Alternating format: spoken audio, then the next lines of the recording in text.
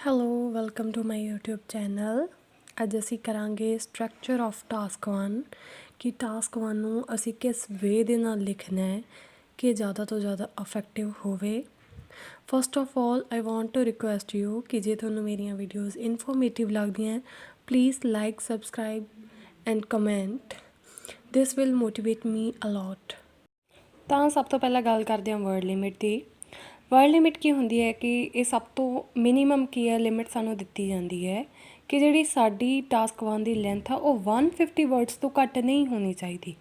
But ਕੀ ਹੈ ਇਹ ਹਮੇਸ਼ਾ ਸੁਜੈਸਟ ਕੀਤਾ ਜਾਂਦਾ ਹੈ ਕਿ ਤੁਹਾਡੇ ਕੁਛ ਕੁ ਵਰਡਸ ਇਨਫੋਰਮਲ ਵੀ ਹੋ ਸਕਦੇ ਹੈ, ਕੁਛ ਕੁ ਵਰਡਸ ਕੀ ਹੈ ਰਿਪੀਟ ਹੋਣ ਦੇ ਕਾਰਨ ਉਹ ਕੀ ਹੈ ਕਾਊਂਟਿੰਗ ਤੋਂ ਬਾਹਰ ਵੀ ਹੋ ਸਕਦੇ ਹੈ। ਤਾਂ ਹਮੇਸ਼ਾ ਸੁਜੈਸਟ ਕੀਤਾ ਜਾਂਦਾ ਹੈ ਕਿ ਤੁਸੀਂ 170 ਤੋਂ ਲੈ ਕੇ 190 ਵਰਡਸ ਲਿਖੋ ਟਾਸਕ 1 ਦੇ ਵਿੱਚ। ਟਾਸਕ 1 ਦੀ ਵੇਟੇਜ ਕੀ ਹੈ 3 ਬੈਂਡਸ ਦੀ ਹੁੰਦੀ ਹੈ।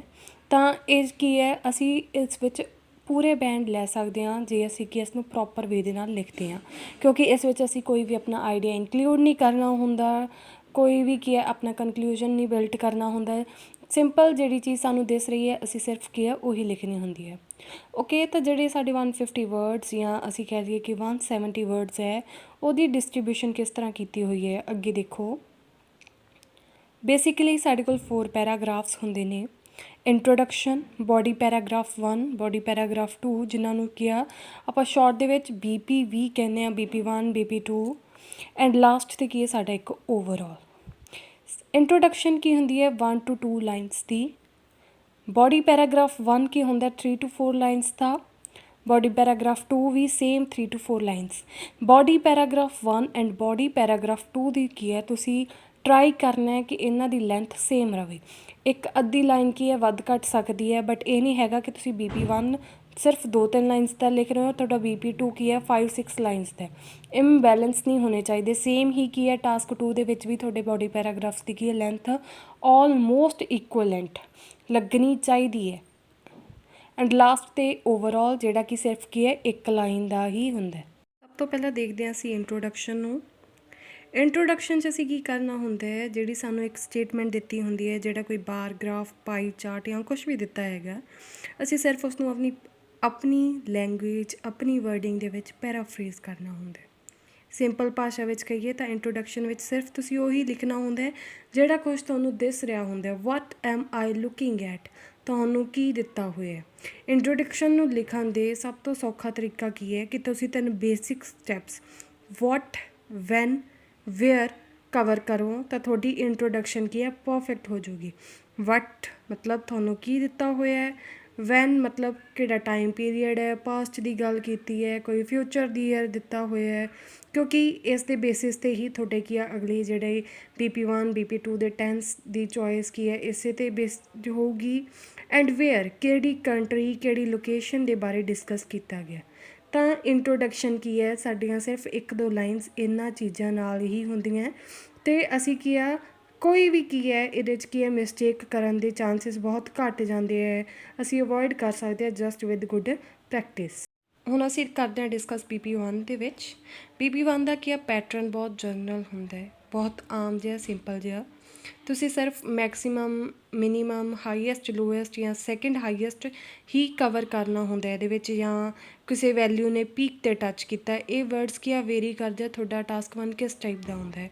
ਜੇ ਤੁਹਾਡਾ ਲਾਈਨ ਗ੍ਰਾਫ ਆਉਂਦਾ ਹੈ ਤਾਂ ਤੁਸੀਂ ਪੀਕ ਕੁਛ ਇਸ ਤਰ੍ਹਾਂ ਦੇ ਵਰਡਸ ਯੂਜ਼ ਕਰੋਗੇ, ਠੀਕ ਹੈ।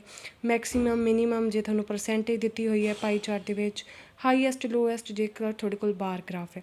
ਤਾਂ ਬੇਸਿਕਲੀ BP 1 ਬਹੁਤ ਹੀ ਕੀ ਹੈ ਅਸੀਂ ਸਿੰਪਲ ਜਿਹਾ ਰੱਖਣਾ, ਜਨਰਲ ਜਿਹਾ ਰੱਖਣਾ। ਨਾਓ ਮੂਵਿੰਗ ਟੂ BP 2। BP 2 ਕੀ ਹੈ ਅਸੀਂ ਥੋੜ੍ਹਾ ਡਿਟੇਲਡ ਦੇ ਵਿੱਚ ਰੱਖਾਂਗੇ, ਡਿਟੇਲਡ ਪੈਟਰਨ ਹੋਊਗਾ। ਐਨੋਮਲੀਜ਼ ਜਾਂ ਐਕਸੈਪਸ਼ਨਸ ਮਤਲਬ ਜਿਹੜੀ ਚੀਜ਼ ਕਾਮਨ ਨਹੀਂ ਹੈਗੀ, ਕੋਈ ਚੀਜ਼ ਗਰੋ ਕਰਦੀ ਕਰਦੀ ਇੱਕਦਮ ਫੋਲ ਕਰ ਰਹੀ ਹੈ, ਕੋਈ ਚੀਜ਼ ਬਹੁਤ ਸਟੇਬਲ ਹੈ ਉਹਦੇ ਵਿੱਚ ਕੁਛ ਚੇਂਜਿਸ ਹੀ ਨਹੀਂ ਆਈਆਂ, ਤਾਂ ਜਿਹੜੀਆਂ ਕੀ ਹੈ ਇਹ ਸਡਨ ਐਕਸੈਪਸ਼ਨਸ ਹੋਣਗੀਆਂ। ਲਾਈਕ ਤੁਹਾਨੂੰ 5 ਕੰਟਰੀਜ਼ ਦਿੱਤੀਆਂ ਹੋਈਆਂ, 5 ਕੰਟਰੀਜ਼ ਦੇ ਵਿੱਚੋਂ 4 ਕੰਟਰੀਜ਼ ਕੀ ਆ ਡਿਵੈਲਪ ਹੋ ਰਹੀਆਂ ਹੈ, ਇਨਕਰੀਮੈਂਟ ਹੋ ਰਿਹਾ ਉਹਨਾਂ ਦਾ, ਤਾਂ ਸਿਰਫ ਜਿਹੜੀ ਇੱਕ ਕੰਪਨੀ ਹੈ ਜਾਂ ਕੀ ਹੈ ਕਿੰਨੇ ਪਰਸੈਂਟ ਦਾ ਡਿਸਕ੍ਰੀਪੈਂਸੀ ਡਿਫਰੈਂਸ, ਕੁਛ ਇਸ ਤਰ੍ਹਾਂ ਦੀ ਐਕਸੈਪਸ਼ਨਸ ਕੀ ਹੈ ਤੁਸੀਂ ਸ਼ੇਅਰ ਕਰੋਗੇ BP 2 ਦੇ ਵਿੱਚ। ਤਾਂ ਇਹ ਸੀ BP 1 ਐਂਡ BP 2। ਨੈਕਸਟ ਅਸੀਂ ਡਿਸਕਸ ਕਰਦੇ ਹਾਂ ਓਵਰਆਲ। ਓਵਰਆਲ ਦੇ ਵਿੱਚ ਅਸੀਂ ਲਿਖਣਾ ਹੁੰਦਾ ਹੈ ਜਿਹੜਾ ਕੁਛ ਅਸੀਂ BP1 ਦੇ ਵਿੱਚ ਲਿਖਿਆ ਉਹਦੇ 'ਚੋਂ ਕੋਈ ਵੀ ਇੱਕ ਪੁਆਇੰਟ ਜਿਹੜਾ ਕੀ ਹੈ ਸਾਡਾ ਕੋਈ ਸਟਰਾਈਕਿੰਗ ਫੀਚਰ ਹੈ, ਕੋਈ ਸਭ ਤੋਂ ਵੱਖਰਾ ਹੈ।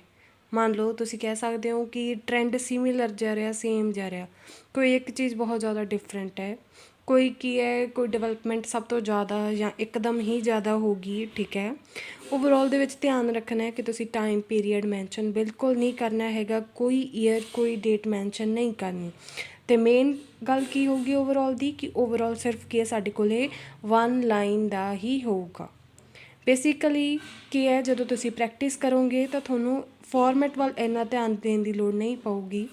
ਹਰੇਕ ਟਾਈਪ ਜਿਹੜੀ ਹੈਗੀ ਟਾਸਕ 1 ਦੀ ਉਹਦੇ ਲਈ ਵੱਖਰਾ ਫੋਰਮੈਟ ਹੈਗਾ, ਬੇਸਿਕ ਫੋਰਮੈਟ ਇਹੀ ਹੈ।